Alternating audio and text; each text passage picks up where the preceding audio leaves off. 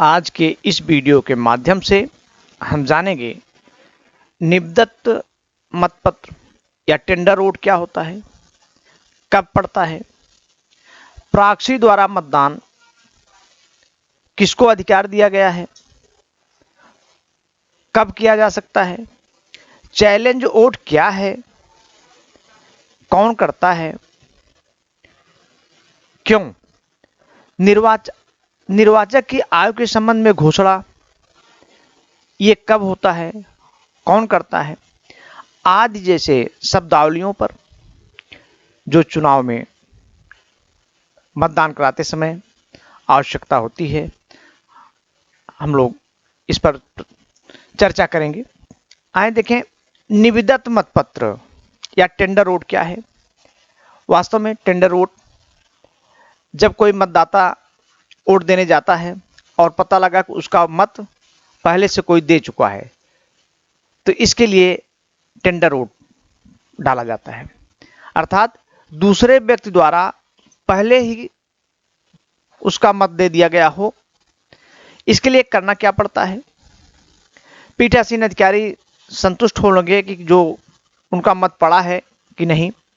अगर पड़ा है तो प्रारूप 17 के स्तंभ 5 में मतदाता का हस्ताक्षर ले लिया जाएगा और बैलेट पेपर, जिस पर 20 बैलेट पेपर आपको मिलता है, जिस पर मोहर लगानी होती है, पीछे पीठासीन अधिकारी उस पर मोहर और दस्तखत करके मतदाता को क्रॉस मार्क के साथ उस पर वोट देने के लिए मतदाता कंपार्टमेंट में भेज देंगे।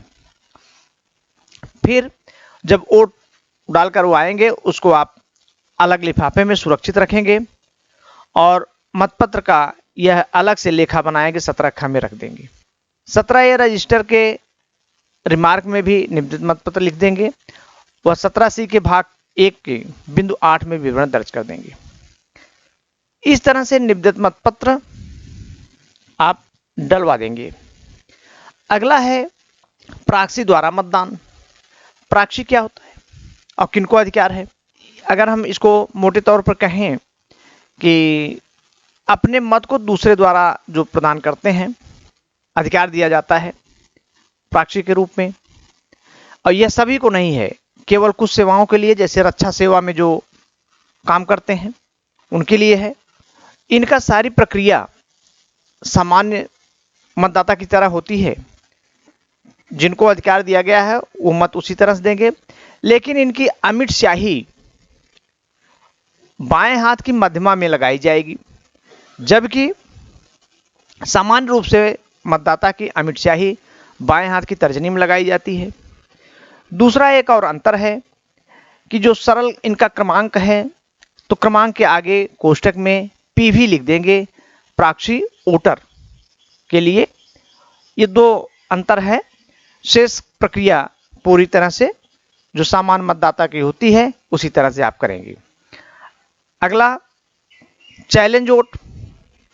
चैलेंज वोट क्या होता है, वोट को ही चैलेंज करना, कि माने ये मतदाता ज्ञात नहीं है, पहचान इसका सही नहीं है, तो यह मतदाता मतदान अभिकर्ता द्वारा 2 रुपए की राशि जमा करके चुनौती दी जाएगी और पीठासीन अधिकारी प्रारूप 14 में दिए गए उपबंधों के अनुसार इसकी जांच करेंगे। जब 2 रुपए की रसीद काट करके जमा करेंगे, 2 रुपए वो जमा करेंगे और रसीद काट कर दे दी जाएगी। फिर चुनौती दिए गए मतों की सूची प्रारूप 14 पर नाम, पता, हस्ताक्षर, विवरण दर्ज कर लिया जाएगा।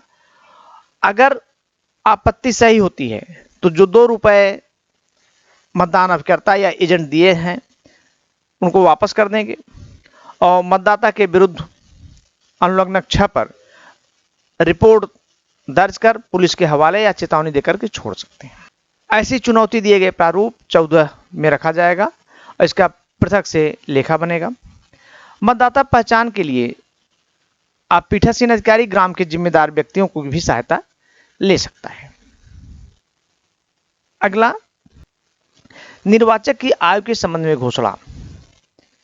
यह क्या होता है, जब कोई मतदाता आता है और उसका दिखने में उसकी उम्र कम होती है, तो प्रथम मतदान अधिकारी उसको पीठासीन के पास भेज देता है।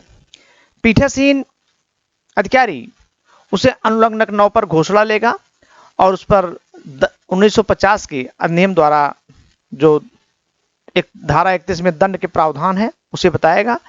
अगर वह मतदाता घोषणा हस्ताक्षर सहित कर देता है तो उससे वोट डलवाया जाएगा और ऐसे मतदाताओं की सूची अनुलग्नक 9 के भाग 1 पर बनाई जाएगी। और अगर कोई मतदाता घोषणा देने से इनकार कर देता है, बिना वोट डाले चला जाता है, तो ऐसे मतदाताओं की सूची अनुलग्नक के 9 के भाग 2 में तैयार की जाएगी।